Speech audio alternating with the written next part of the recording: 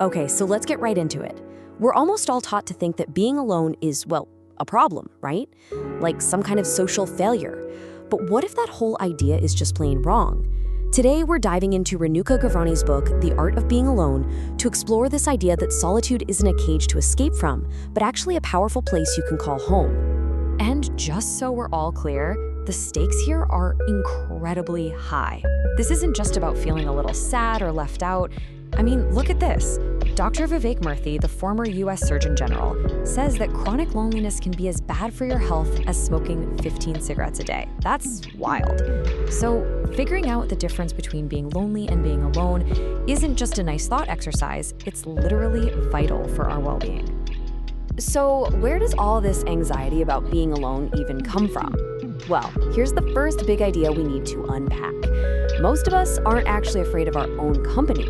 No, what we're terrified of is how other people are going to see us when we're by ourselves. We are afraid of being judged. This word, weirdo. This is pretty much the root of the whole fear, isn't it? The author talks about this one girl in her high school who was always by herself. You know, ate alone, sat alone, totally on her own island. And what did everyone call her? Weirdo. That fear, the fear of getting slapped with that label, gets burned into our brains when we're super young. And you know, it's no surprise we feel this way when you look at how we're culturally conditioned. I mean, think about it. In pretty much every movie, every book we grew up with, who's the lone kid? They're the weak one, the pathetic one, the one who desperately needs a hero to swoop in and save them. We learn this lesson over and over. Being part of the group is success, and being on your own, well, that's failure. But here is the major plot twist. As the great David Foster Wallace puts it, that spotlight of judgment we feel, that intense fear that everyone is watching and laughing, most of the time it's not even real. The author realized this in college. She was completely obsessed with what people thought of her. But in reality, nobody was thinking she was pathetic. The loudest, most critical judge was the one living inside her own head. And that leads us perfectly into our next point. See, society doesn't just create the problem by telling us being alone is bad. Oh no, it also sells us a very specific and honestly a very damaging solution. This idea that someone else, a hero, is gonna come along and save us. And this just lays it out so perfectly. The movie plot on the left tells us we're a broken, supporting character just waiting for our hero, our co-star, to show up and make us whole. But the reality, the truth on the right, you are your own hero. You're already the main character. And your story didn't just begin, it's been in full swing this entire time. So what's the big problem with this savior myth? It teaches you one single, deeply toxic lesson, that by yourself, you are fundamentally not enough. It makes you pin all your hopes on some imaginary person who's going to show up one day and fix everything, and in the process, it completely robs you of your own power, right here, right now. And the emotional price you pay for playing this waiting game, it's just devastating. The author makes this incredible point that this kind of false hope leads to a really strange kind of grief. You end up mourning the loss of a person you never even knew, a friend or a partner who only ever existed in your head. It's a self-inflicted heartbreak. Okay, so this brings us to the ultimate consequence of it all.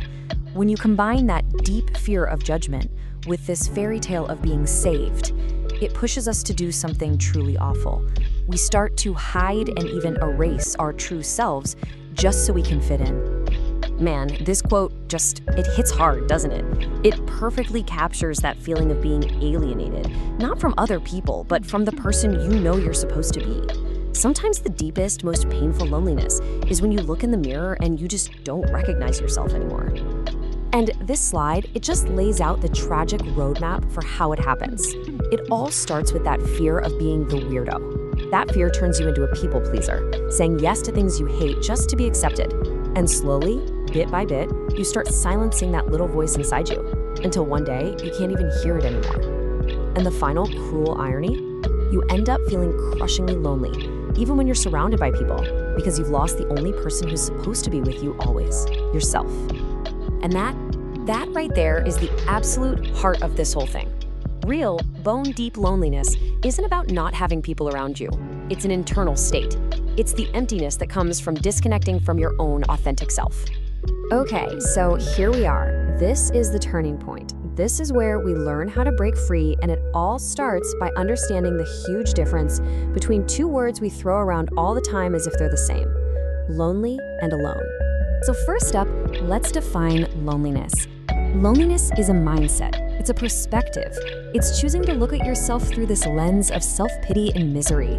It's when you treat the time you have with yourself like it's some kind of punishment or a curse. It's an active, negative choice. But being alone, that is a whole different ballgame. Being alone is just a neutral fact. It's a state of being. It's not about being without other people, it's about being with yourself. It's an opportunity. It's this wide open space where you can explore, create, and just be without worrying about anyone else's opinion. And this Taylor Swift quote just sums it up perfectly, doesn't it? It's the same exact sentence, but it means two totally different things.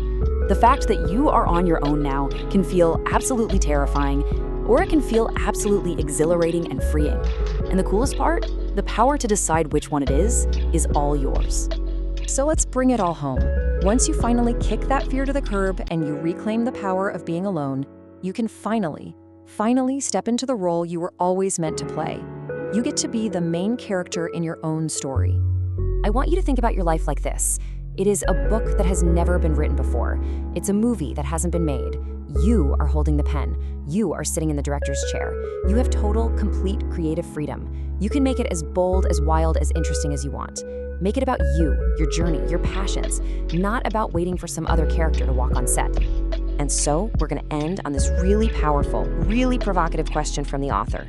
It forces every one of us to look in the mirror and make a choice. We can keep playing the victim, waiting around to be rescued. Or we can pick up that pen, we can own our own story, and we can turn our solitude into our greatest superpower. The choice is yours.